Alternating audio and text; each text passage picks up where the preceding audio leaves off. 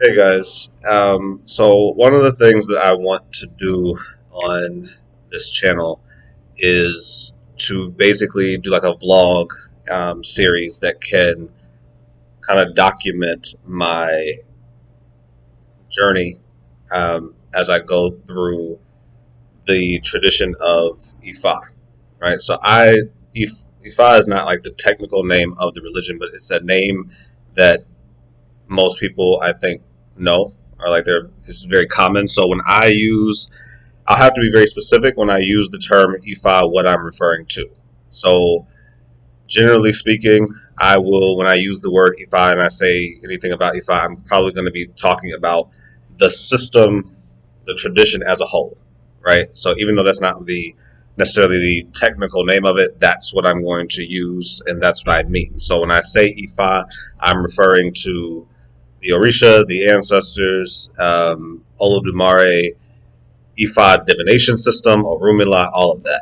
So I'm just including everything when I say that use that word. Um, but yeah, so I want to basically do this vlog series that kind of documents my journey from this point forward, and I'll give you a little bit about my journey to this point in this tradition. Um, and just as I learn different things or as I study different things, I will kind of do new additions to this vlog series. Um, so sorry. This video I want to do kind of as a overview, basically, or a little bit about my journey up to this point. So to this point, I have been in the tradition for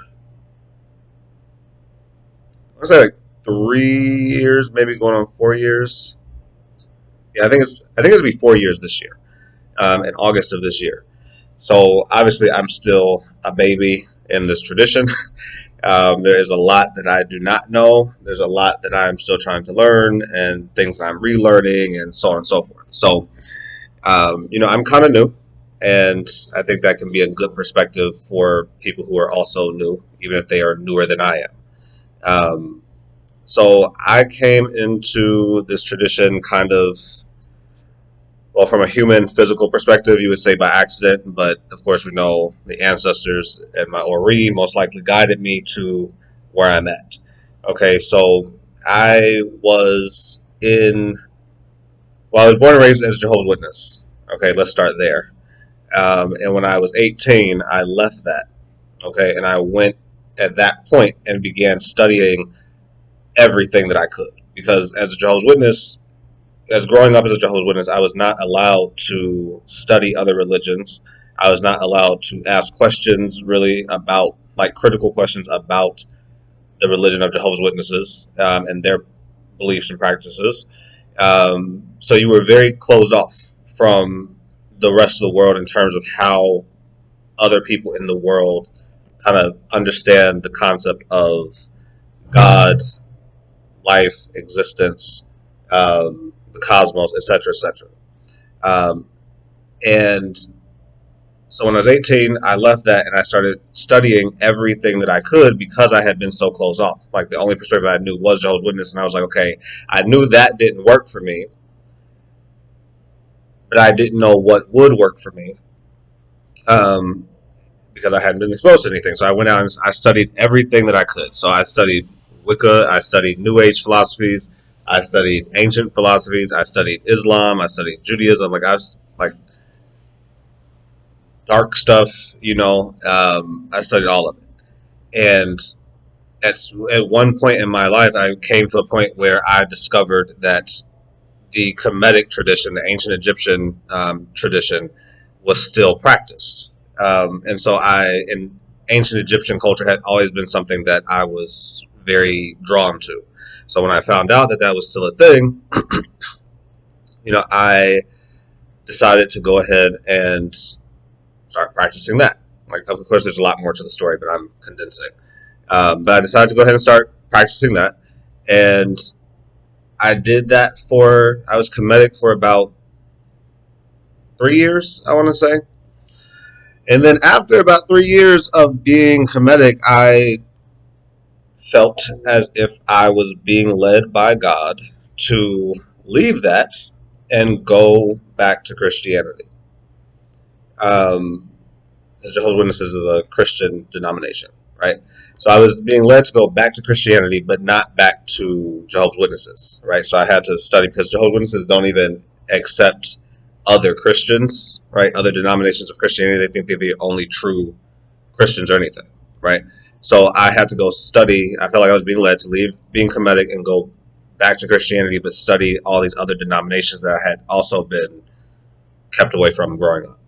And so I did that. So I actually went from that point, for the next like 3 to 4 years after that, I was Christian.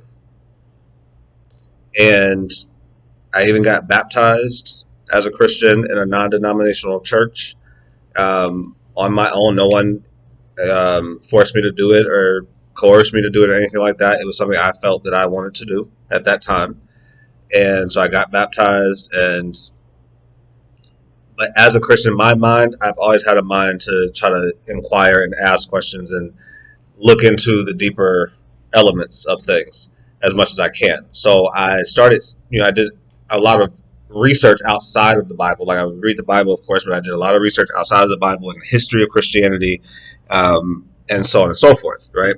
And so as I was doing that, I started to notice that Jesus was not a Christian, right? Just in like reading the Bible, right? Like you understand that Jesus was not a Christian.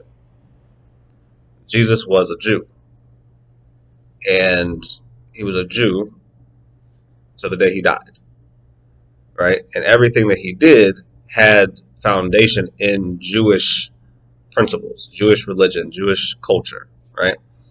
And so that kind of was a thing that I kind of questioned.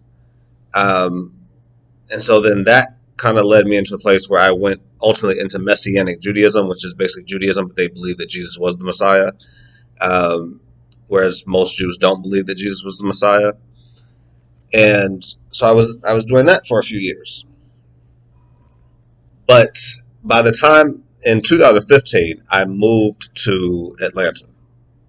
And when I moved to Atlanta, by the time I got to Atlanta, like a couple months after that, I was kind of like tired and exasperated from the spiritual search, right, that I had been on, because I had looked at so many things. Like I have, like in that course of time, like even as a Christian, and once I was baptized, I was still studying other religions just to kind of understand.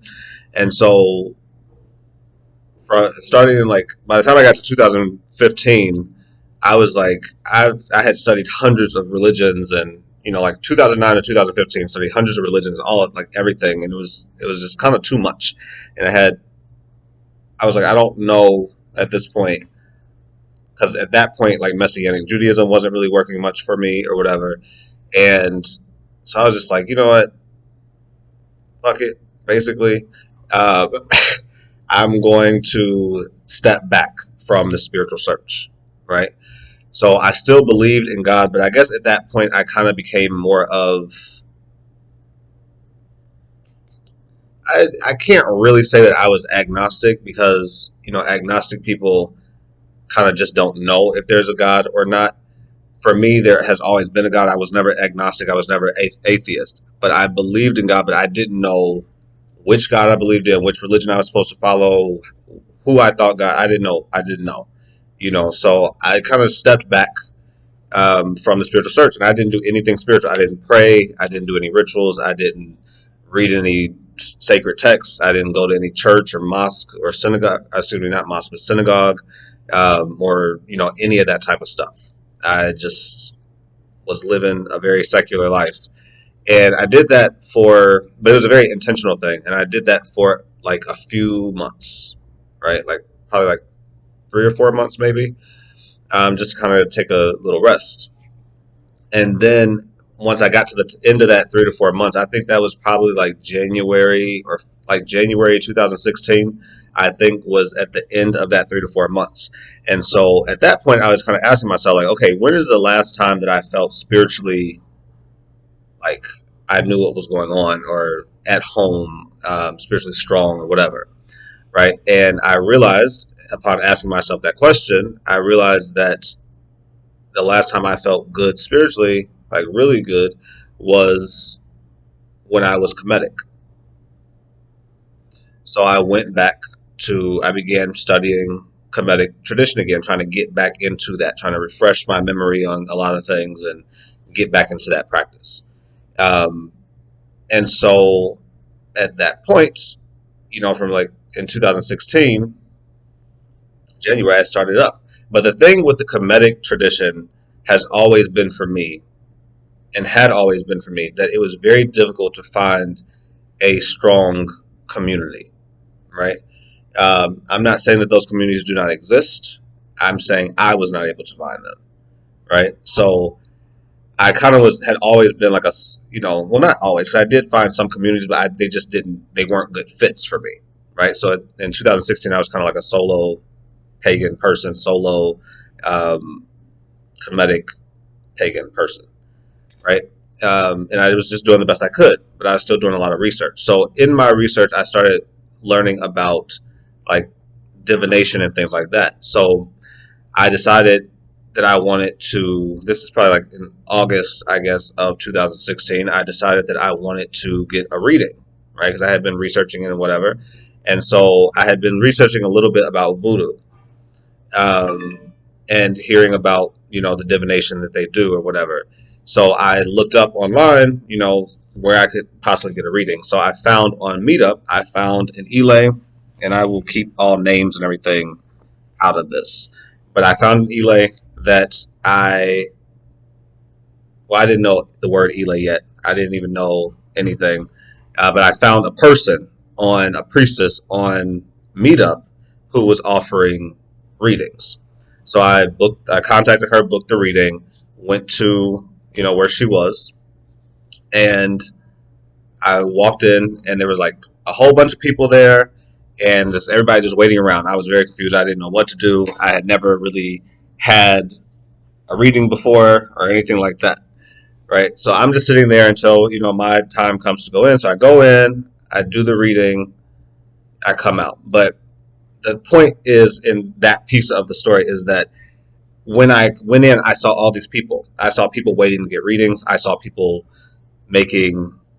I didn't know what it was at the time, but they were making elekes and all this other stuff that was going on. So I see like people laughing and people talking, and so I see this community that I had been looking for, right? Because again, in the Kemetic tradition, there was not really a lot of. I hadn't been able to find community, right?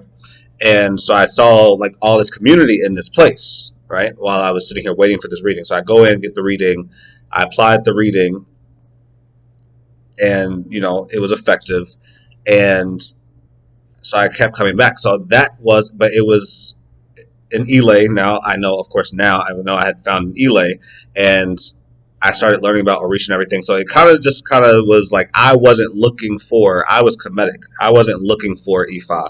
I wasn't looking for an Elay. I wasn't looking for um, Orisha, any of it, right? I was Kemetic. I just wanted to get a reading.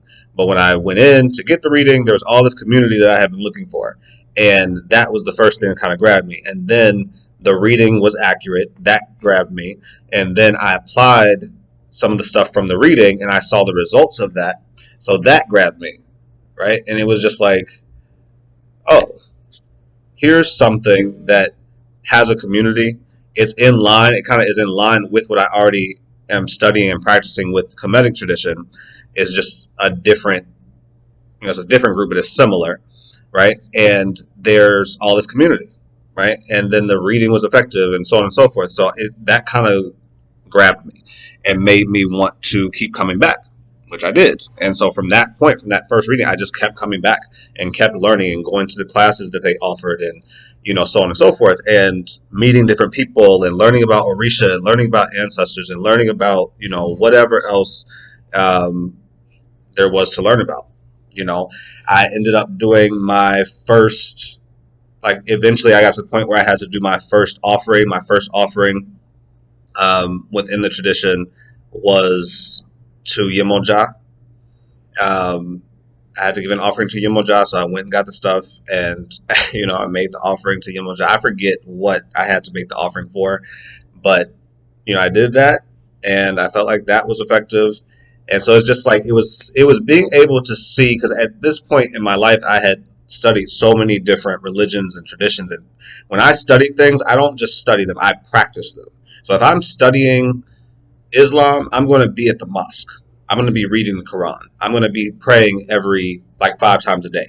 I'm going to be on Friday at the prayer service and whatever they call it. If I'm studying Wicca, I'm doing Wiccan things, right? So that's how I've always been. So once I learned about Ifa, studying Ifa, getting into it, actually participating and practicing and living the life as best as I knew how at that time. It just really was the first time that I had seen something so powerful and something that was so effective every time you apply it. Um, so yeah, so and I was still at that point, once I started seeing all that, I was kind of doing Kemetic and Ifa. But ultimately, at this point, it has transitioned into completely Ifa, and I don't really do the Kemetic tradition anymore. I still love it. I still have great respect for it. I just was never able to find with Kemetic tradition what I've been able to find with Ifa. Um, but yeah, so that's kind of how I came to Ifa by accident. Meaning that I wasn't really looking for it. I hadn't even heard of it. I didn't even even when I went to get the reading, I didn't know I was finding. I thought I was getting voodoo. You know, like I thought I was going to a strictly like a voodoo priest, like a Haitian voodoo priestess or a New Orleans voodoo priestess or something like that. I still like that was my mindset going in there. I was like, okay, it's voodoo. You know what I'm saying? So I hadn't even understood the distinction between voodoo and Ifa or anything like that yet. Um, so yeah, so that's how I came to be in this tradition. Um, a brief explanation of that, and then so now in my time of being in this tradition, hmm, well, you know what? I'm going to do that as a second video because I don't want this to be too long. So I'm going to end this, and then I will do a follow-up video to this that will go into. It'll be like the next blog entry to explain the impact that I feel like and some of the stuff that I've experienced on my journey within Ifa up to this point. All right. So check for that video. It will be up soon. Thank you. Have a great day.